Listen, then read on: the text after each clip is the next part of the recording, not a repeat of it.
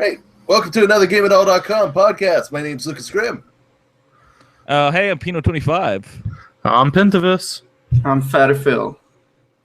All right. Welcome to episode 55 for November 28th, 2016. Yepers.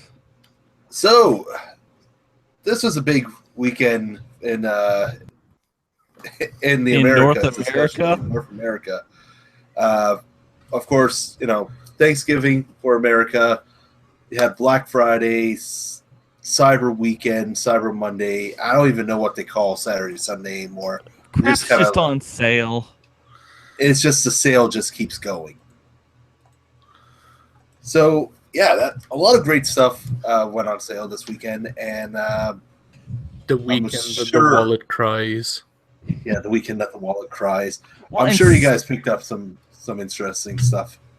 And Steam was having a sale also. Steam had a sale. PlayStation had a sale. I'm pretty sure Xbox had a sale. I didn't check that. It's just sales everywhere. Yeah, there's sales everywhere. So we knew the sales were happening. What did you guys pick up? I'm sure somebody picked up something. Oh, I got Wolfenstein on Steam for like $8. Fuck yes. I got nothing. I also got nothing. You guys suck. I'm broke, son. I am also broke. I got kids. I ended up doing the trade deal for EB's pretty much trying to get rid of their copies of Infinite Warfare. So I ended up trading in some games, getting Infinite Warfare for 80. It was 50, but if you got modern, it was 80. It was 79. Yeah, if you got modern, which I don't care. If I don't like Infinite Warfare, I'm not going to spend the money for what? Modern. Jon Snow did not save Infinite Warfare for you? No, Jon Snow is actually saving Infinite Warfare for me. We'll talk about Infinite Warfare a little bit after. Just we'll clear what we actually spent on this weekend. Sounds like you know nothing, Lucas Grimm. Anyways, just doing that trade-in gave me a shit ton of extra credit, so I ended up getting Mafia 3 and Rise of the Tomb Raider 20th Anniversary Collection. And, you know what? Money well spent for all three of them, to be honest. Mafia 3 blew me out of the water. Rise of the Tomb Raider is just as good. Is Mafia 3 still as buggy as all fuck? No, haven't crashed as much. Seems to be fixed. Keyword being as much. as much. As much as everyone else is saying. The worst that happened is clipped a lot, but it had a lot of clipping issues. But even then, compared to the Let's Plays and everything I've seen, not half as much. So yeah, it looks like it's fixed or in the process of being fixed. So that is good. Infinite Warfare. Let's talk about this because I don't like it. Well, it's Infinity Ward. It's Infinity Ward, which should instantly. I don't like Infinity Ward games. Modern Warfare 2 was the last one I really enjoyed from them. 3 was horrible. Ghost I actually enjoyed the story for 3. Ugh. But that's because I really wanted my goddamn closure on the game. It's pretty much the only reason why I played 3. Ghost was Ghost left you on a goddamn fucking cliffhanger. And then it was just that's dumb. The part that pisses me off. If they would have went Ghost 2, I probably would have been happy with that. But no, they went Infinite Warfare. I don't know. I'm playing through the story, and the story is actually fine. The story is, take a good Gundam series and just make it into a Call of Duty game. Yeah. Without giant robots. Without the giant robots. So instantly you're fighting an uphill battle on that one. But it's actually pretty well told. it has a Top Gun feel to it, with the main character looking and acting like Tom Cruise from Top Gun. Are you in the danger zone? Yeah, you're pretty much what I was expecting to hear that during the space battles. Is there a whole volleyball scene? If there's no volleyball, you know what? That probably would have made the game so much better. Whole the volleyball, the trademark homoerotic volleyball scene. Yeah, that would have made the game so much better. So not my choice of words, but okay. Well, it would have been able to pick fun or poke fun at itself, and that's definitely not something that it does. Jon Snow actually makes a pretty decent bad guy, though. So, better than Kevin Spacey.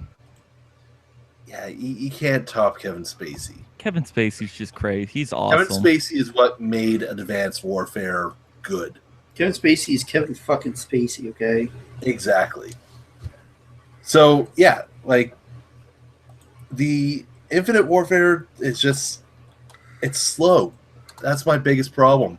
I'm playing Titanfall 2, which the controls, the movement, everything is fucking top-notch. It's super fast-paced. Super fast-paced. This is exactly what you want for a fast-paced shooter. And Call of Duty just slows everything down, but still keeping all the mechanics that you had in like Titanfall. Game? Yeah. So it's like, okay, we're going to have wall run. We're going to have slides, but everything is hooked to a meter. So if you overuse that, you're just going to slow right the fuck down. Well, the thing is, maybe it's because Titanfall is like trying to really still, like, not that Titanfall 1 wasn't a big hit or nothing, and Titanfall 2 isn't currently a hit, but, I mean, Call of Duty series is established. How many Call of Duty games are out there? Like Infinity? Too many. Right? Well, Titanfall's got Titanfall 1 and 2, right? The Call of Duty is just trying to maintain, whereas Titanfall is like Titanfall. It's its own thing. It's still technically trying to find its identity, but it's doing well. COD is essentially a sports game now.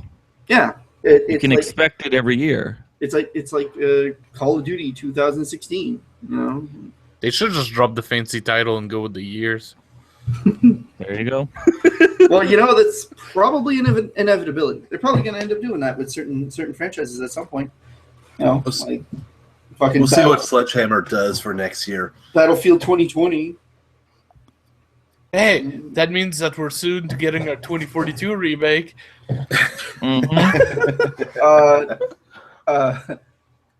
Fucking. I don't think 25 years is soon, Sly. Don't crush my dreams. I just want 2043. But you know what's especially fun? Titanfall 2 has been plastered all over the Game Awards, even nominated for Game of the Year, which actually leads us to our next thing. There is some hardcore controversy going on with the Game Awards, which we briefly talked about last podcast. Specifically under the fan creation. So, as most of you may know, 2 fan projects came out this year, Pokemon Uranium and another Metroid 2 remake. Both were nominated at the Game Awards for Best Fan Creation, and then suddenly disappeared from the list. We didn't know what the hell happened, and now we have full confirmation from the producer of the show, Jeff Keighley. Da, da, da. And to paraphrase about what happened, pretty much Nintendo doing what they can to protect their IP has taken those games down from the list. Now, the reason why they had to comply with it is because if they would have pulled that, if they didn't pull the game from the list, Nintendo would have had all legal right to actually take down the entire show. Which, fucking sucks, to be honest. That's Take down the show? yeah. They could have taken down the show. Why? How? There's a loophole that they have that if they take out from the information I've been reading anyways, because Nintendo is also a major investor into the show, they can hold. Pull Well, funding. that show's just completely lost its credibility. There's no what if Nintendo's like, you know what, give us all the awards or we're just gonna fucking pull out. Like, I'm pretty sure isn't that just the next fucking step? That's technically could be the next step if anybody actually goes through and do that. But I think at that point, pretty much everyone is going to go, "Hey, yeah, you're not going to do that." But who's going to stop them? The show will just be canceled. Like, they won't care.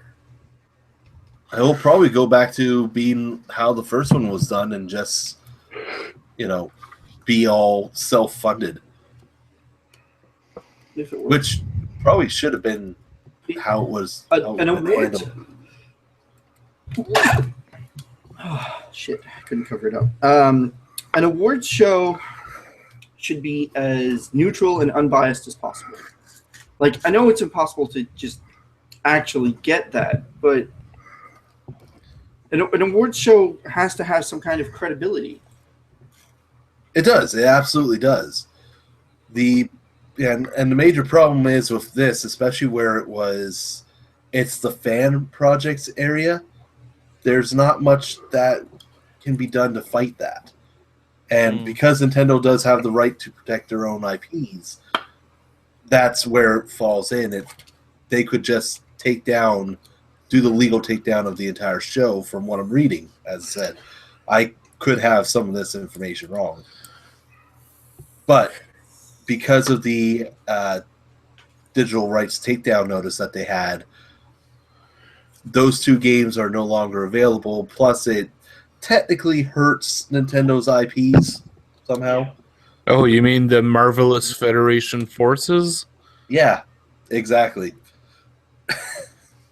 I'm so glad that isn't nominated anywheres. So, there you go.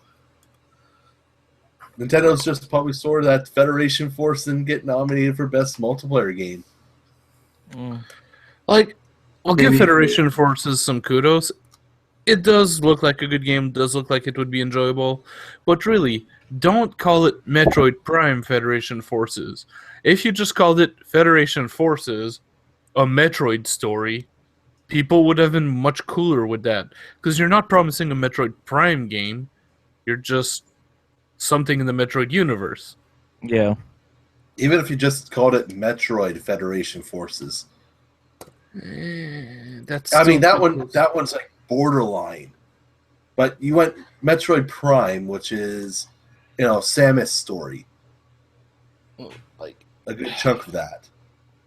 It was some poor titling of the game that made it poor titling and poor timing and poor execution is what happened. Because this is coming up. What was the anniversary? 20th? 30th. The 30th anniversary of Metroid. You're giving us a Metroid game that's not Metroid. Not a real Metroid game. Not a real Metroid game. It's not it's even prominently featuring Samus. Not even featuring Samus. It'd be like giving us a freaking Zelda game without the ability to play Link. You'd be playing Princess Zelda, saving Link. No. It's like giving us a Legend of Zelda game and telling us we're playing as 5 Tinkles. Something stupid like that, yeah. Or, it's like promising a new Mario game and then delivering Mario is missing. Yeah. Actually, that's an even better example. Fuck It's that. kind of a bit of a tool move. So technically they delivered, but have they really? Really? Mario's Time Machine. Hotel Mario? Oh, At least that's better than the other two we mentioned. Not by much, but Yeah, but Hotel Mario was on the CDI. Yeah. Dirty. No, we don't like to talk about the CDI. Fuck the CDI. so yeah, it's Oh no, Nintendo. one of the Zelda games on the CDI. Is that better? Like Wand of Gamelon, for example. Yeah. Yeah. That actually gave me a shiver that made me like, Yeah. I feel uncomfortable. I need an adult. Bad touch. Bad touch. That's what the CDI makes me think. Yeah. It's bad. I don't know. So, the Game Awards hasn't been without controversy since its creation. Last year gave us the hashtag fuck Konami because of Hideo Kojima's not being able to accept his award for fucking Metal Gear Solid 5. Instead, he got lawyered out of the show.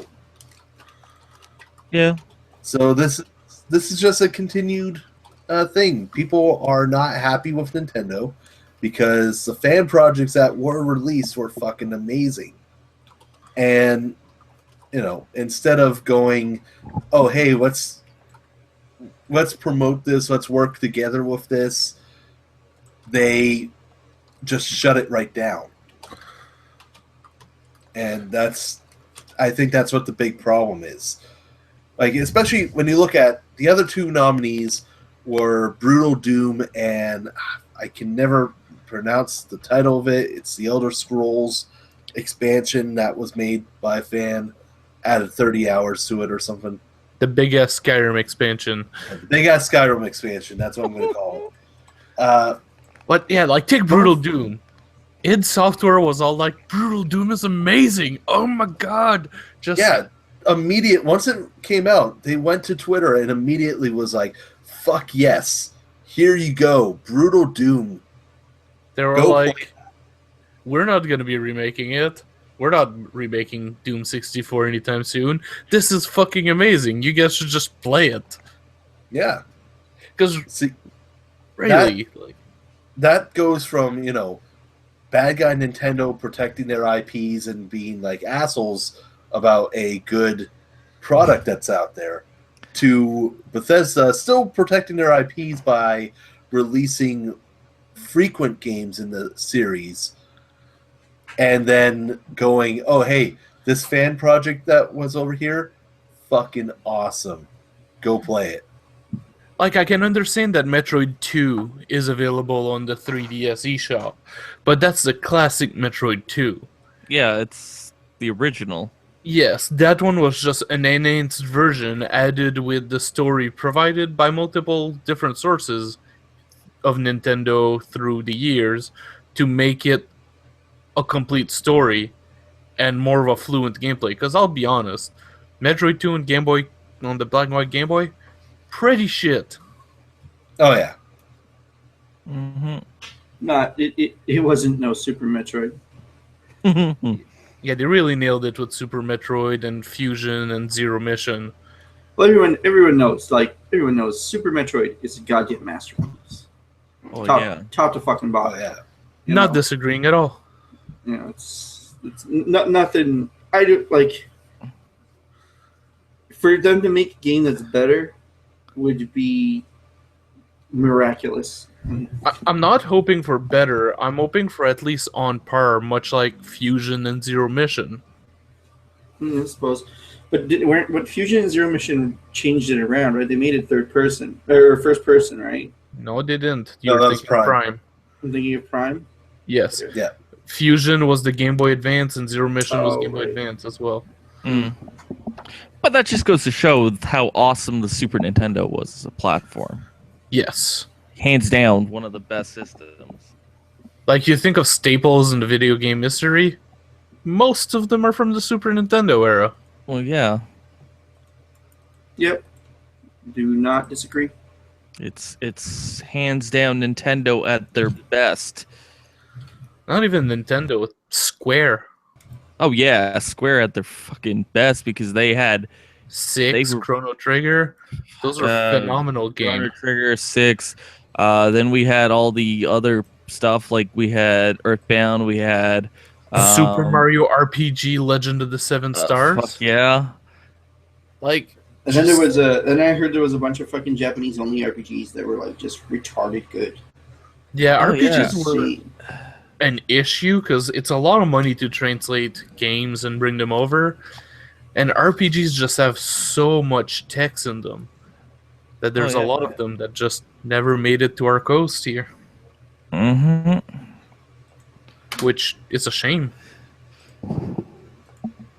Because take I before still the find it, DS, But the point is, fuck Nintendo. they really got to take that stick out of their ass a little bit.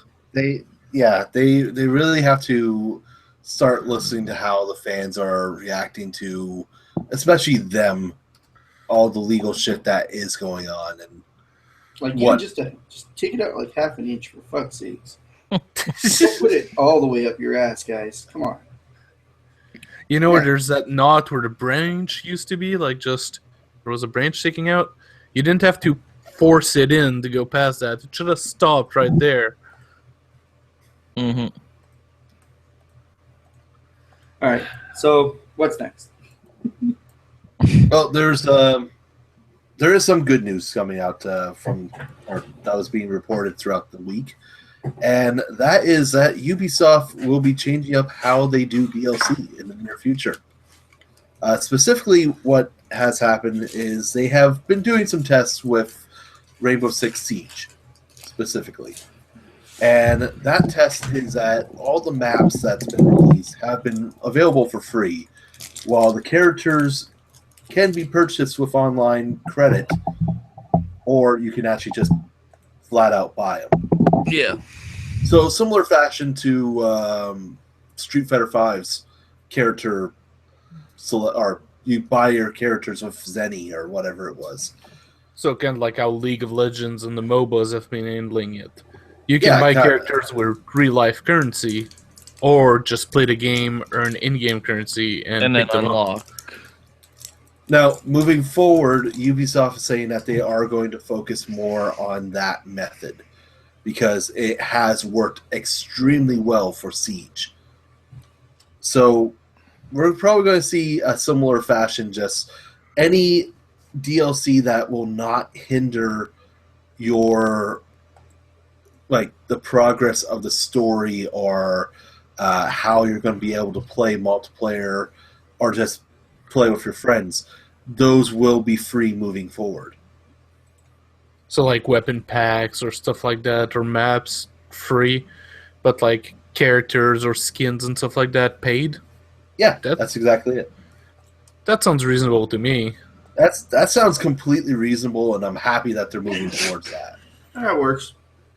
Because they're not the only company that's going through and doing that now. They're Titanfall, Respawn Entertainment has already stated that this is what they're going to be doing with the first map pack, which comes out on the 30th. So in 2 days, we're going to be getting a classic map from Titanfall 1, Angel City, and along with some Titan loadout kits and some new weapons for not just for multiplayer. But meanwhile, there's going to be a bunch of skins for your Titans that you can go in and purchase if you want as well. So we're seeing that Ubisoft and Respawn have an idea of how DLC should really progress from this point.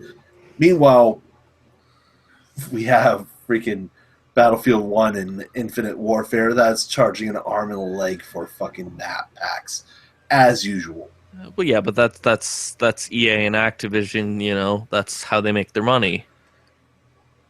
Yeah, Something exactly. that I'm on the fence about is like take The Division, for example. Their DLC also includes story, which usually if it includes like more to the game as far as story goes, I don't have an issue paying for DLC. But I feel that their content was too divided and too small for the price they were charging. Yeah. Like, Yeah, I haven't actually looked into Division's DLC too much. The latest one looks amazing, though. The 24-hour survival map that they have.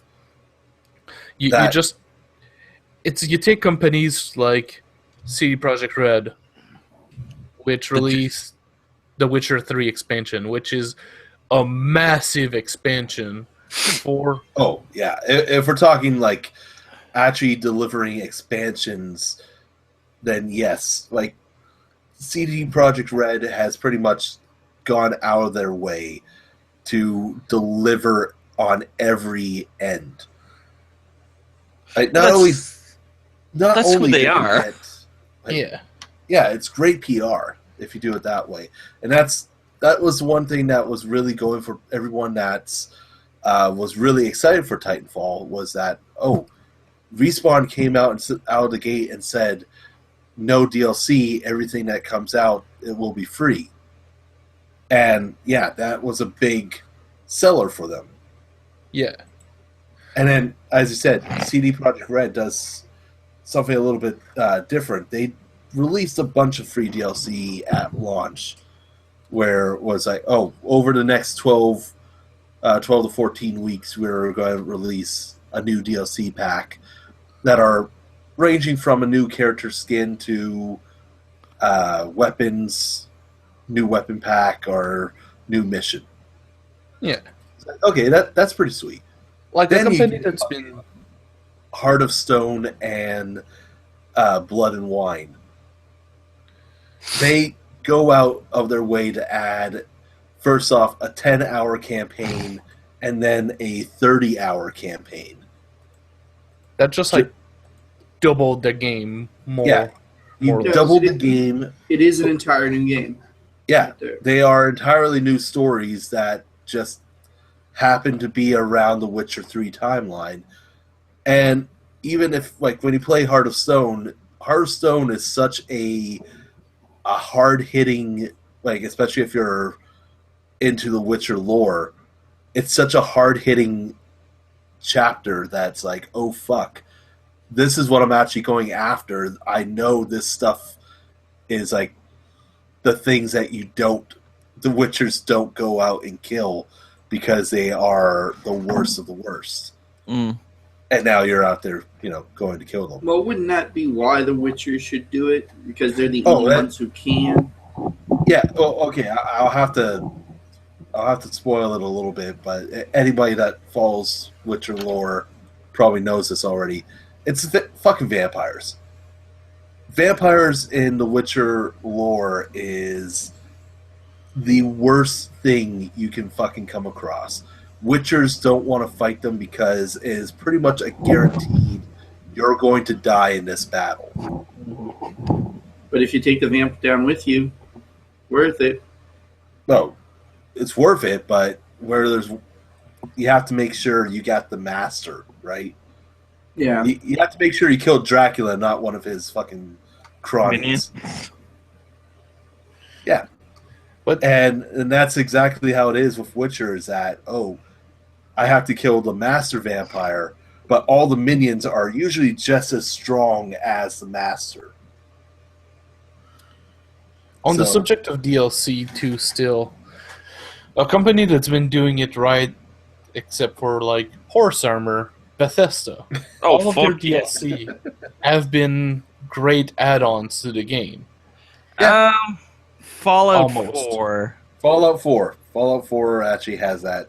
They reverted back a little bit. There was a lot of... No.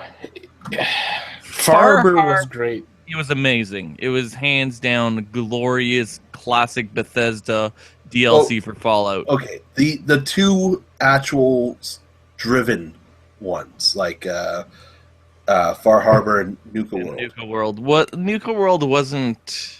Nuka World was a little disappointing, but that's because we had our hopes up high.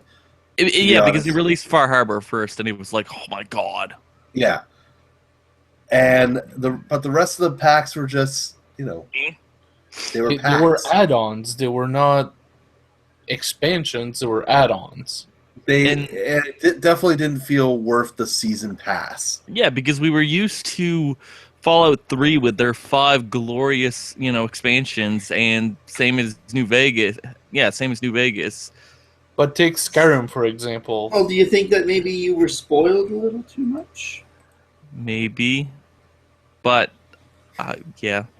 Because, I mean, once you raise that bar, man, it gets harder and harder to get all over that bar and raise it again.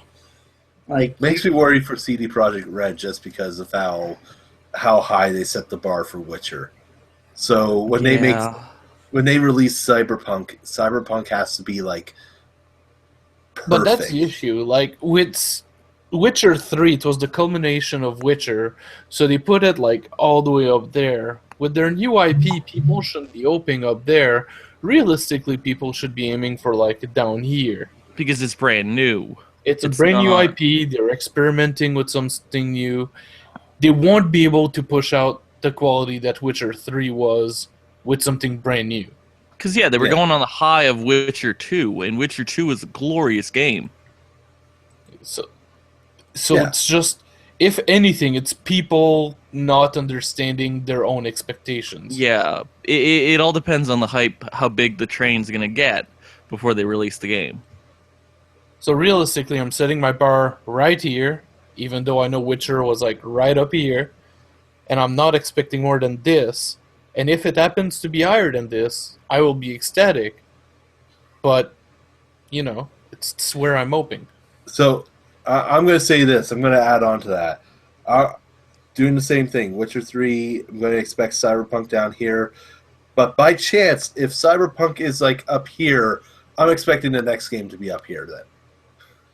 I'm sorry to those guys. Yes. But if they hit gold again with Cyberpunk, and make it even better than Witcher, then I have to raise the bar for them. Yeah, if they do it well, yes, I agree. But yeah, that's another 2-3 years away from now. Yeah. Judging by progress from what we've been hearing with the game, but that's fine. Yeah. So PlayStation 6? PlayStation 6? Well, 2-3 years, and then there's going to be a delay, and another delay, and another delay. So it falls into Last Guardian territory. Are they just skipping PlayStation 5? Probably. I could totally see that. So it's like Last Guardian. Yep. Speaking of Last Guardian and just PlayStation, the PlayStation Experience is coming up soon. Okay. And we should be seeing a large Whoops. Large amount of announcements. There we Lots go. of crap. Lots of stuff. But one has possibly been rumored already. And that is Marvel vs. Capcom 4. Now, nothing confirmed right now until, PlayStation Experience actually... Bring back the soft jazz. Is it going to be better than Street Fighter? Well, let's say if they use Street Fighter V's engine, for example, then they already have the basis of the game developed. Well, yeah, because Unreal 4 looks amazing. All they really need to do is put on Marvel skins and redo the moves. That's fucking it. As long as they give me everything, all the bits and pieces, when the game launches, I'm sold. Not half the game. I like 2 better than 3, though. Oh, yeah, 2 was amazing. I'm pretty sure everyone did. I want it to be closer to 2 than it was to 3. You know what I mean? Like, yeah, but 3, I got Deadpool yanking the health bar and beating someone else to shit with the freaking health bar. I got Phoenix Wright yelling objection. All that shit is awesome, though, but, I mean... No, I agree with Phil on this. Played a little weird. You know what I mean? Yeah, it's the Third Strike Online /4 dilemma. Yeah. People saying Third Strike is much better than 4. And it was a lot quicker than 2. Yeah. Like the pacing felt a lot faster. The controls were a little bit odd as well. I remember that. But there was something to it. It's been forever since I played 3. But from what I've played of 5 was great. Yeah, and if 5 kind of reverted back slightly when they actually went back to actually how it controlled over to see how Street Fighter 4 was. So I'm kind of hoping that's the same thing that they go back with Marvel vs. Capcom if it is indeed confirmed.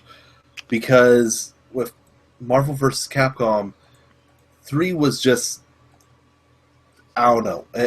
I want to say it was too fast, and I know the button combination was changed up a lot more. So, like, it didn't feel like it was playing the classic brawlers. Yeah.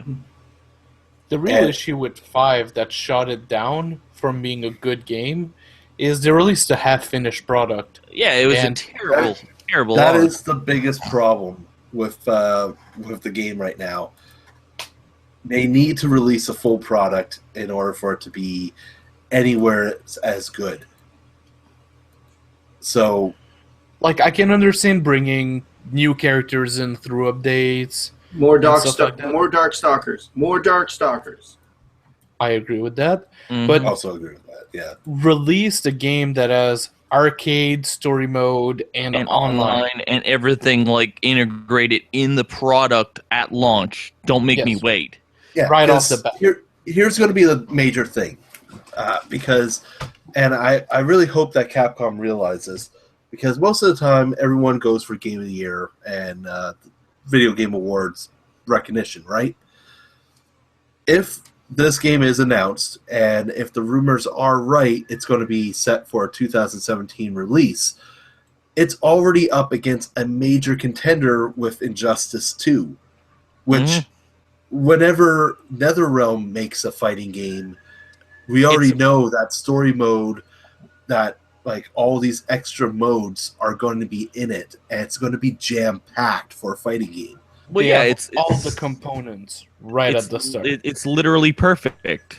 Like this year could, like, Capcom probably could have been forgiven just for saying that, okay, wait, we can release it now and then fill it out, because look what our competition is. We have King of Fighters, which, despite this year being fucking amazing, is usually on a 50-50 side. They also have BlazBlue, Guilty Gear, which, as much as I love those two series, don't really change too often. No, BlazBlue and Guilty Gears don't reinvent themselves. They just continue on with what they've been doing. Exactly. So, which, mind you, I love the new BlazBlue very much. Yeah. Like, so that's where it ends up being, is that they're like, okay, we have no major competition this year. Let's do this, and yes, people would be pissed off at us, but we also mentioned that we have plans for supporting it throughout the years, rather than going, oh, here's Super Ultra Mega Arcade Edition Prime Alpha. Street Fighter 2 Turbo Champion Edition Alpha. Exactly. Yeah. So there's enough EX. That's going to go. Let's make it suck. Let's call it EX. But whenever they release a half product, it just pisses off people, and they don't forget. Oh yeah, and they don't forget. They don't forgive. I didn't forget, and it's been months. They don't forget, right? But who the fuck keeps pre-ordering all this shit that keeps it happening? You know, like, people just keep throwing us good deals. People just keep pre-ordering the crap, so they're just like, well, fuck it, they're gonna buy it anyways. Like, you have to understand, to them, we are just a bunch of fucking cash registers going ching, ching, ching, ching, ching every time we open our goddamn mouths. All right? Pretty much. Like, that's what we are. And until we stop pre-ordering en masse like that, which, to be quite honest, is a battle we'll never fucking win, ever, it just won't happen. It just won't happen. We'll keep getting shit like Street Fighter 5. not that Street Fighter 5 is shit, but like you know what I mean, like the crap that happened when it was released. Oh yeah, it's like we'd end up getting stuff like No Man's Sky, which just so happens to have released a new patch. A statement and a patch. We finally heard something from Hello Games about the game, about No Man's Sky. It was 1.3 gigs. That's it? That's kind of tiny. That is kind of tiny. The game's not that big. The game is like 5 gigs. Yeah, but I mean, day one patch for Final Fantasy 15 was 10 gigs. Yeah, but this is procedurally generated stuff. It's tiny. Not base building. Base building is not procedurally generated. I don't know. Big free update for No Man's Sky. It's live now on PC and PlayStation 4. The Foundation issue. The Foundation update. Yeah. Version 1.1. So now there's a new set to, you can actually build bases now, which is, always fun. Cargo freighters and a bunch of smaller additions to the game has come through. I'm getting 50-50 when I hear about this update. A lot of people are liking it. They're like, oh, hey, base building, this is a lot of fun. And there's a new, just exploration mode where nothing costs anything and you can build whatever you want right away. But aside from that... So it's just a basic God mode, just have fun? Oh, yeah, they have, that creative mode in Minecraft. So... Sweet. Yeah. The game is only 2.64 gigs. So this patch was half the game? Of it. Pretty much. The game is tiny. It's freaking tiny. Yeah. Maybe it should have really noticed how big it was before it started bragging about itself. Pretty much. Mr. Murray. So, yeah, this is... the biggest problem I've had with No Man's Sky was mainly the lack of communication from Hello Games saying, yes, this is what's happening, this is what we're going to fix, this is what we're going to add in. They were embarrassed that they fucked up. That's what it felt like. It was just, we messed up, we delivered something that people were not happy with, and then just went radio silent. Well, yeah, if they were to release the game for half the price and not said anything, it would have been a massive success. Yeah, pretty much. Because people would have been like, oh my god, did you see this? So, It was just douchebaggery. Yeah, pretty much. It seems like everything that just came for that was just, oh, well, we screwed up. We fucked it up pretty bad. Here's your little bit of extra DLC months after the issue, everything happened. Oh yeah. So, but they never told anybody. They never said, yes, we understand what's happened. We understand that a lot of you are mad about spending this much money on it. We are working to continuously make the game better. And, tell us. Have that open conversation. People are less angry when you open up conversations. Mm-hmm. So, with that, I'm trying to think of the example, because there is an example of a game that was bad, but the developer kept talking with its fans and ended up being absolutely amazing. I almost want to say Ark, to be honest, but I'm sure I'm wrong about that one. What about Ark? That, the game started out bad, and then with the developer talking with the fans. Game started out great. Yeah, I don't think so Ark's not the one I'm thinking of. It was just poorly optimized, which, it was early access. Yeah, it was early access Steam. Yeah. So They were Ark like- isn't the one I'm thinking of then, but They there were like, was. we know it's poor optimized. We're working on it. Oh, was So- it H1Z1 or whatever? More than likely, it was an early access game. I just can't remember what it It was was. probably that H1Z1 thing, or Probably. whatever the fuck they have. The Because zombie the more game. that they talked, the better, the more reception that the game got, and the better it moved along. I don't know. So that's where it's always you want to have conversations with anybody that's playing the game to say, okay, what can we do to make the game better? What can we do to keep you on our side? Like, Ark did great until they shot themselves in the foot with releasing an expansion pack. Yeah, I remember that now. Well, Like- they're. Go ahead, Bino. Oh, well, No Man's Sky's Steam review is now mostly negative, no longer overwhelmingly negative, so it's getting better. That's Slowly plus. but surely. Hey, it went from the worst game on Steam to it's still bad. Worst game on Steam to It's mediocre, mediocre. kind of.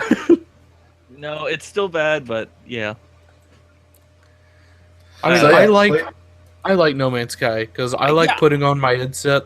I like turning off the light, putting on a blanket, just laying back down, and just fucking around for a couple of hours. Yeah, because it takes me back to the good old days of like DOS games of like what was that called? You just have to explore. Yeah, you just explore. It's just go around and just fuck around in the place and look around. That's You all don't it have- is. You have some objectives if you want to follow them, or you can just fuck around. Yeah, and then I can just go from the planet side into space and just go to a different planet. Yeah. And just go, ah, And you can call all of the monster penis. pretty much. And you just don't have to think about it when you're playing. You can just chill. Yeah. It was like the old Elite game on the on DOS way back in the day.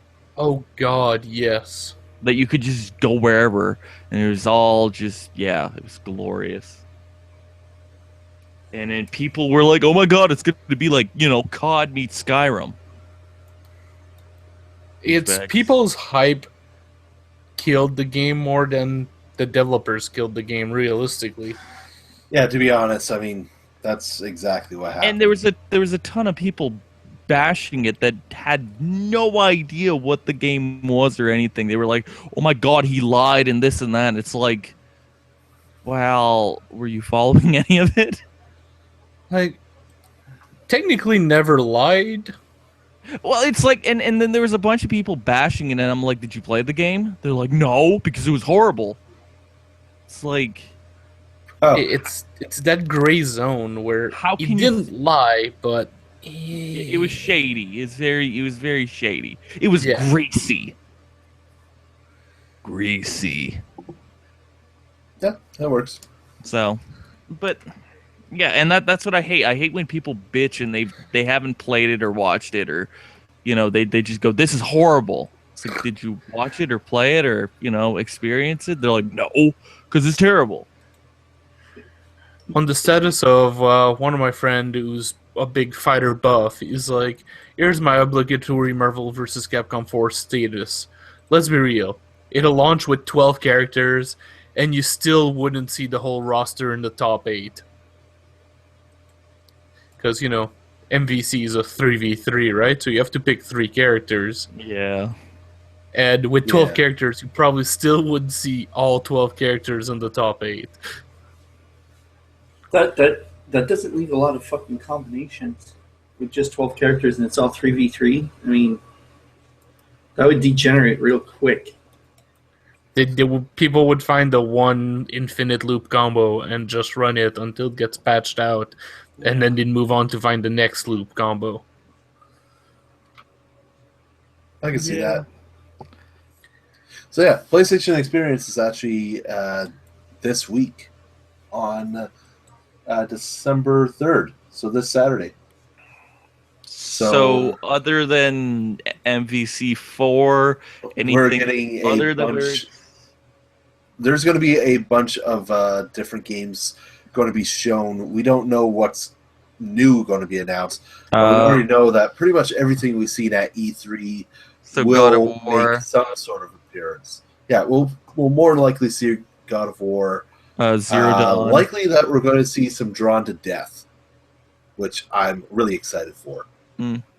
Which that is Dave Jaffe's new arena shooter that is all done in somebody's sketchbook. Very bizarre. Looks amazing.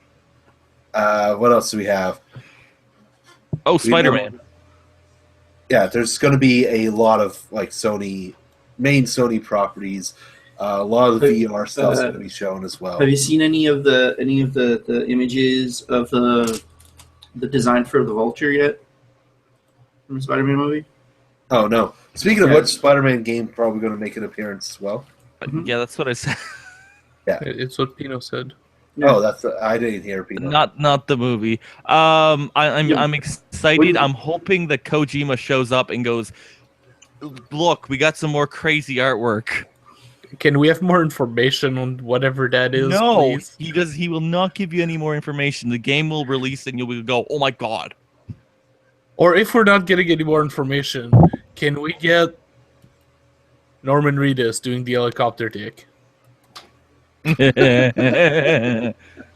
I'll be happy with that as well. Just show up and say hi. Yeah, just show up and like, yeah, this is actually still happening. I'm still part of the game somehow. Everything's good. Yeah. All right, let's talk about the new releases this week. Really, there's only one game we should be talking about this week, which is, of course, Final Fantasy 15 for PlayStation 4 and Xbox One. Releases tomorrow. Some lucky bastards are playing it right now. This game. Yeah, because of Amazon. Because Amazon. It's so pretty. And if you're not a Final Fantasy guy, then you also have Darksiders War Master Edition for Windows to look forward to. Stein Gate Zero for PS4 Vita. Wait, that comes out this week? That comes out tomorrow. Fuck! You also have Watch Dogs 2 for Windows. You're going to have to choose, Sly. You're going to have to choose. Well, I already chose. It's Final Fantasy 15 right here. Hello.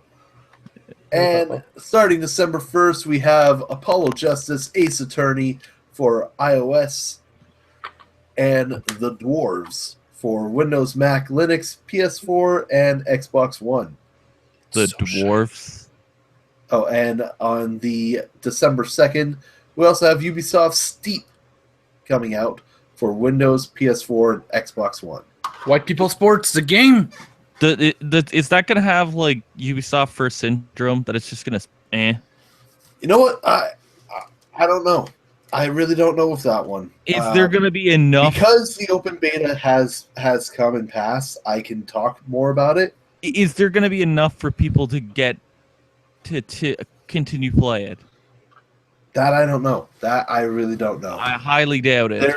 There's enough of the game that it's a very relaxing game.